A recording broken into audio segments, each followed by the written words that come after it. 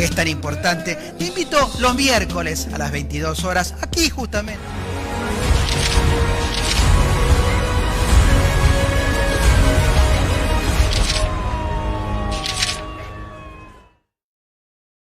Hola amigos, bienvenidos creado con mi amigo Ricardo Nievas. En esta oportunidad tenemos un invitado que, bueno, es de Europa, vive en Italia y es perito, también es genetista forense y ahora la vamos a presentar con todo el tiempo del mundo, nos va a contar todo lo que hace, qué estudios tiene y en qué consiste su trabajo. Pero antes de eso, vamos a dar espacio a nuestros auspiciantes. Lex Artis, un estudio dedicado a la medicina legal y ciencias forenses. www.lexartis.com.ar. Excelencia en servicio de peritaje profesional en las diferentes disciplinas de la criminalística. Laboratorio Pericial Rindlisbacher y Asociados. info@laboratoriopericial.com.ar. Muy bien, luego de nuestros auspiciantes, ahora sí tengo el honor de presentar a la doctora Ana Bárbaro. Ella es genetista forense, pero no solamente genetista forense, sino también nos ha facilitado un poco de información sobre sus estudios. En principio, Ana, te quiero dar la bienvenida al programa. Muchas gracias por aceptar la invitación. Muchas gracias por la invitación. Es un placer para mí estar hoy aquí con vosotros y poder presentarme y presentar un poco mi trabajo en Italia. Bárbaro. Bueno, entonces estaba leyendo tus estudios, tu currículum vitae, entre otras cosas, veo que sos genetista forense, doctora europea en genética forense, Universidad de Santiago de Compostela, España. Tenés hecha la licenciatura en Ciencias Biológicas en la Universidad Messina, Italia. También veo que tenés muchas diplomaturas, voy a leer algunas, en la Escuela de Especialización de Genética Aplicada, y tenés hecho, entre otras cosas, un máster en técnicas psicológicas y del comportamiento en la investigación en Roma, Italia. Son un montón los estudios que veo que avalan tus conocimientos y me detuve en algo que realmente para nosotros es importantísimo, que tiene que ver con la docencia. Veo que sos docente en genética forense en el máster de Ciencias Forenses de la Universidad de Sapienza, en Roma, Italia. Muy bien. Acá en Argentina en particular es muy valorada la docencia, al ser profesor y poder transmitir todos aquellos conocimientos que de alguna manera, bueno, fuimos aplicándolo en el ejercicio permanente de la profesión. Así que, bueno, a partir de acá, si te parece bien, Ana, vamos a comenzar la entrevista. Muy bien. Un dato que no me quiero dejar pasar, que me pareció importantísimo, después te voy a pedir, por favor, nos amplíes. Yo tengo acá que vos sos presidente de la UAU. Así que te voy a preguntar bastante sobre eso, que, bueno, acá hay un punto muy importante con respecto a la mujer profesional, así que nos vamos a detener en un momento sobre ese tema. Entonces, ahora sí, nos vamos a meter de lleno en esta entrevista y, Ana, me gustaría saber en qué consiste tu trabajo. Estamos hablando de genetista forense. ¿En qué consiste tu trabajo? Sí, como genetista forense, mi trabajo consiste sobre todo en el análisis de las evidencias recogidas en la escena del crimen para poder establecer qué tipo de evidencias son, es decir, por ejemplo, si son trazas de sangre, trazas de saliva, de semen, pelos o otras cosas, y luego poder identificar el ADN de estas evidencias para poder hacer una comparación con el ADN de la víctima o del sospechoso, claramente si hay. Yo no solo trabajo en el laboratorio para hacer este tipo de análisis, sino también tengo muchas veces la oportunidad de irme directamente a la escena del crimen para coleccionar las evidencias. Y esto es muy importante porque la mayoría de los errores que se hacen durante una investigación se hacen en la escena del crimen. Si no se recogen las evidencias en manera apropiada, si se olvida de recoger una evidencia o si no se hace el transporte en manera adecuada, la evidencia se puede comprometer. Por lo tanto, aunque en laboratorio tenemos técnicas de investigación de ADN que son muy sensibles y que nos permiten ahora de analizar trazas mínimas y degradadas, si la evidencia está ya comprometida porque no se ha coleccionada en una manera correcta, toda la investigación siguiente puede estar compromisa. Por lo tanto, yo prefiero cuando me dan esta oportunidad ir directamente a la escena, porque yo sé cómo se hace para coleccionar en manera adecuada las evidencias biológicas y sobre todo para evitar que se puedan contaminar o que se puedan degradar durante el transporte hasta que no se empieza el análisis del laboratorio. Por lo tanto, mi trabajo, puedo decir que es un trabajo sea en la escena del crimen que un trabajo en laboratorio para la identificación de los perfiles de ADN. Esto es el rol que tiene el genetista forense. Yo trabajo en un laboratorio en el sur de Italia, en una región que se llama Calabria. Este laboratorio es un laboratorio privado, que es un laboratorio de criminalística, en que podemos hacer varios tipos de análisis, no solo claramente de ADN, sino de otro tipo de análisis forense como balística, toxicología, análisis de huellas dactilares, grafología, todas las cosas que se hacen generalmente en un laboratorio de criminalística. Es muy interesante escucharte, Ana, porque, bueno, depende la región, bien hablaste hoy de Calabria, pero también depende el país, cómo son los procedimientos con respecto al lugar del hecho. Hoy por hoy en Argentina hay un protocolo que tiene que ver con la conservación del lugar del hecho, del cual aquel experto que llega al lugar del hecho generalmente no está en el laboratorio. El laboratorio recibe confiado aquellos elementos que se levantaron como indicios en el lugar del hecho, porque justamente saben qué calidad de inspección ocular se ha hecho en el lugar para que esa evidencia llegue sana y salva, que no se contamine, como habitualmente se dice. Pero bueno, escucho que ustedes pueden participar tanto en el lugar del hecho como también en el laboratorio. O sea sí, que, sí. En Italia es posible hacer las dos cosas. Claramente son casos raros, el mío y de otra gente son casos bastante raros, porque generalmente también aquí en Italia hay una diferencia entre la gente que trabaja en el laboratorio y la gente que trabaja en la escena del crimen. Pero yo fui una de las primeras que empezaron hace muchos años a hacer análisis de ADN y fue involucrada en un team de gente que tenía experiencia para investigar la escena del crimen. Esto sobre todo porque en Calabria hemos tenido muchos casos criminales, muchos conectados también a casos de mafia y por lo tanto era muy importante tener gente preparada para poder hacer este tipo de investigación. Claramente hay protocolos que son protocolos internacionales que hay que utilizar siempre cuando se hace una investigación de la escena del crimen.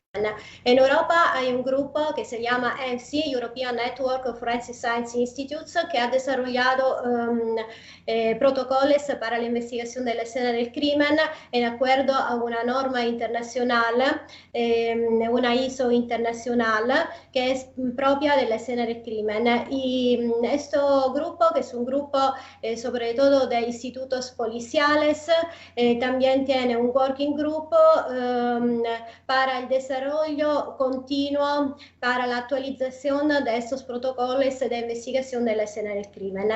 Por lo tanto, la investigación de la escena del crimen tiene que ser hecha de personas que tienen las competencias y los conocimientos específicos para hacer este tipo de actividad. Y en Italia, pero veo que esto pasa también en otros países, hay muchos casos abiertos que son casos en que la fase de investigación de la escena del crimen no se ha hecho de manera correcta. Se han olvidado evidencias o se han contaminado evidencias y por lo tanto, aunque se han pasado muchos años, todavía no se llega a solucionar el caso. Por eso yo creo que sea muy importante tener conocimientos de cómo se hace esta investigación. Y para una persona que trabaja en el laboratorio, para hacer un análisis de ADN, poder saber dónde estaba exactamente la evidencia que se está analizando en el laboratorio, cómo estaba esta evidencia, es muy útil para poder elegir el procedimiento más adecuado para poderla analizar. Por lo tanto, para mí es una cosa muy útil y como ya estaba diciendo antes, cuando tengo la oportunidad de irme directamente a la escena, yo prefiero hacerlo. Por supuesto. Yo creo que uno siente que al estar tanto en el lugar de la escena como en el laboratorio para analizar esas evidencias, uno puede saber exactamente cómo es esa trazabilidad de un punto a otro y bueno, y saber realmente que nos fuimos del lugar del hecho con el indicio correcto y no con el indicio erróneo. Entonces, es bueno estar, pero bueno, los protocolos de alguna manera vienen a ayudarnos a que el procedimiento se haga de una sola manera y que de esa forma, bueno, los indicios lleguen al laboratorio sin estar contaminados en el estado en que uno está esperando para poder hacer un buen análisis. Muy bien, la pregunta importante porque a partir del confinamiento uno tiene esta oportunidad de intercambiar conocimientos con profesionales que tal vez habitualmente no lo hacíamos.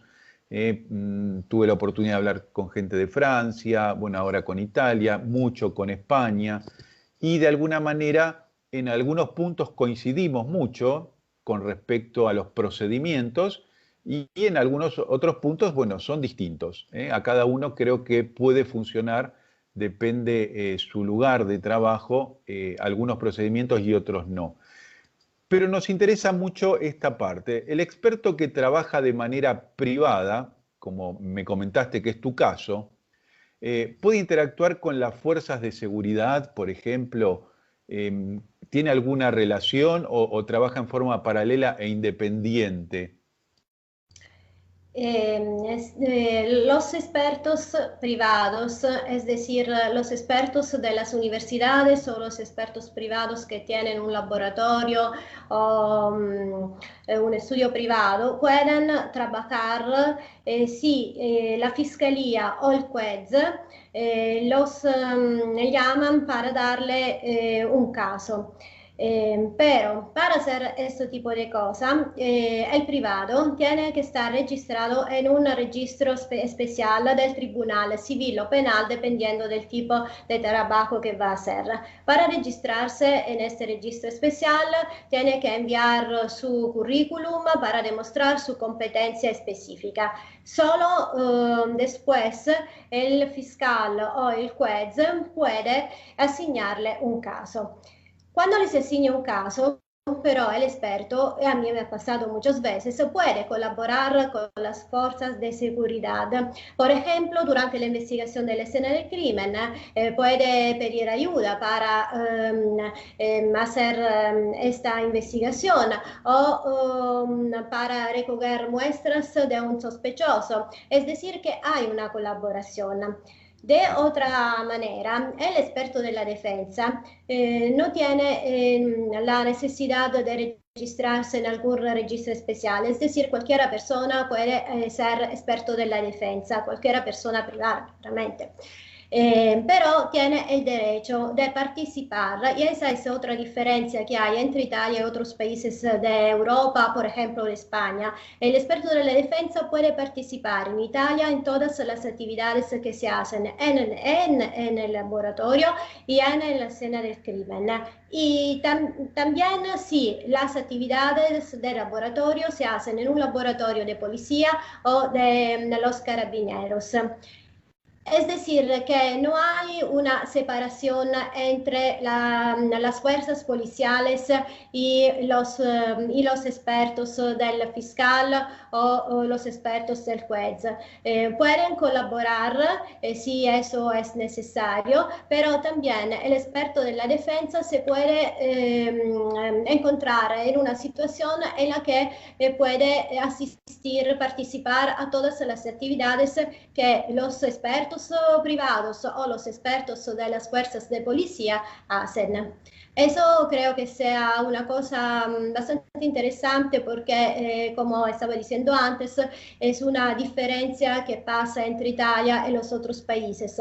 Por ejemplo, en España el experto de la defensa no puede participar en ningún tipo de actividad, solo puede leer el informe y luego preparar su propio informe. En Italia el experto de la defensa no solo puede participar, pero puede pedir de hacer su propia investigación o analizar las evidencias en su propio laboratorio. Es como una actividad paralela. Eso porque tenemos una ley que claramente lo permite. Por lo tanto, hay una situación bastante diferente de los otros países. Claro. Bueno, entonces, como para tener un poco claro el rol del experto en Italia, en Argentina, por ejemplo, existe la figura del experto que alguna de las partes que están en litigio, alguna de las partes que están, digamos, en contienda o están en juicio, puede contratar su propio perito, su propio experto, para que, bueno, de alguna manera le dé su apreciación de cómo fueron los hechos. Pero a la vez, la pericia está a cargo de un experto oficial, de un experto que pertenece muchas veces al Poder Judicial o a alguna fuerza de seguridad. No sé si existe esa figura en Italia. En Italia tenemos la figura del experto de la fiscalía, que es una parte, el experto del juez. El juez está sobre de todos, ¿no? Y puede ser experto del juez o experto de la corte, que pero va a hacer su investigación solitamente en un nivel de juicio siguiente al primero, es decir, en el segundo nivel de juicio. También tenemos el experto de la defensa. Los expertos de la fiscalía y del juez tienen que ser expertos registrados en el registro particular de que estaba hablando antes. El experto de la defensa, contratado por la defensa, no tiene que estar en este tipo de registro. Es decir, que si los abogados de la defensa conocen a una persona y tienen confianza en la capacidad, en los conocimientos de estas personas, le pueden decir de trabajar con ellos para la defensa, para preparar su propio informe, peritaje. Clarísimo. Una pregunta personal, Ana, te quería hacer. ¿Cómo es que uno llega a elegir esta profesión? Dado que es una pregunta que me hago muchas veces cuando los alumnos llegan a mis clases, soy de preguntarles por qué eligieron esto.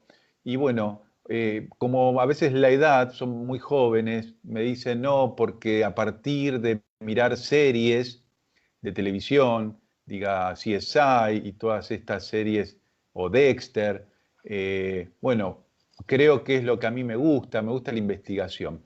Pero resulta ser que uno estudia mucho para realizar el trabajo que hoy hacemos y nos damos cuenta que tratamos con una parte, digamos que cuando uno está no sé si se la planteó en ese momento, ¿no? Donde uno trata muchas veces con cadáveres, donde muchas veces trata, donde hay mucha angustia porque hay muertos, hay fallecimientos, hay familiares que perdieron a otro familiar. ¿Qué es lo que te llevó a elegir esta profesión? Yo llegué a elegir ese trabajo un poco particular para una mujer en una temporada en la que estaban pocas mujeres en las ciencias forenses, es decir, al inicio de los años 90. Pero mi padre es un médico legal y él trabajó muchísimo durante el periodo de la así llamada guerra de mafia que pasó en Calabria. Por lo tanto, él ha hecho casi 6.000 autopsias y ya durante los años 80 ha creado un laboratorio en que se hacían sobre todo análisis de balística, de medicina legal y de toxicología. Cuando yo empecé, el profesor Alec Jeffries de la Universidad de Leicester en Inglaterra, desde poco tiempo había introducido el DNA fingerprinting y esta cosa a mí me encantó. Por lo tanto, la novedad del ADN, junto a todo lo que ya yo había visto del trabajo de mi padre, me ha llevado a este tipo de profesión, que de verdad es una profesión que todavía voy haciendo con mucha pasión, porque no se puede trabajar en este campo sin tener pasión, porque se va a trabajar sobre cosas que son muy cruentas, se van a ver cosas que son muy, muy particulares. Por lo tanto, yo llegué a hacer este tipo de trabajo de esta manera y he visto toda la evolución del análisis de ADN, a empezar de los primeros sistemas que eran muy sencillos, hasta a los sistemas de ahora que son muy rápidos. En 90 minutos podemos tener un perfil de ADN directamente en la escena del crimen, porque ahora hay aparatos que lo permiten. Y podemos obtener de una traza de contacto un perfil fenotípico, es decir, se puede crear el identikit de la persona que ha dejado una traza, y eso es muy, muy importante para la investigación. Por lo tanto, yo sigo en este trabajo después de muchos años y a todos los estudiantes que yo tengo voy siempre a explicar que es necesaria la pasión, pero es muy importante tener los conocimientos técnicos científicos adecuados. Es decir, que es muy importante participar en cursos que sean cursos específicos sobre el tema que se va a elegir. No se puede estudiar de todo, porque el criminalista necesita conocimientos específicos de su propia área, en particular el genetista forense. El efecto CSI, que ha pasado también aquí en Italia, ha creado muchos problemas, porque mucha gente ha pensado de poder empezar a trabajar en este campo de las ciencias forenses sin tener los conocimientos, sin tener la experiencia. Y además se han creado mucha confusión entre la criminalística y la criminología. Muchos criminólogos están trabajando en cosas de criminalística sin tener pero los conocimientos, sin tener la formación científica adecuada. Por lo tanto, para nosotros que trabajamos como profesionales, que hemos estudiado mucho para llegar a donde estamos, crímenes, claramente se están pasando muchos problemas. Y todos estos problemas se encuentran cuando los casos no se pueden solucionar, porque, por ejemplo, una persona que no tiene la competencia está llamada para hacer una investigación que no sabe hacer. Por lo tanto, creo que sea un problema general, no solo en Italia, pero bastante en todo el mundo. Y yo he tenido estudiantes que estaban interesados en hacer este tipo de trabajo, pero de verdad, cuando se enfrentaron con un cuerpo quemado, o durante una exhumación han encontrado muchos problemas. Por lo tanto, yo creo que mucha gente que ha empezado en esta manera irá a dejar este tipo de trabajo, porque lo que se ve y los problemas que se encuentran en la realidad son muy distintos de lo que pasa en la televisión. No es un trabajo simple como parece. Sin duda, pienso exactamente igual. Había un ejercicio de un docente de la universidad a la que yo represento que a mitad de año los llevaba a sus alumnos a la morgue judicial.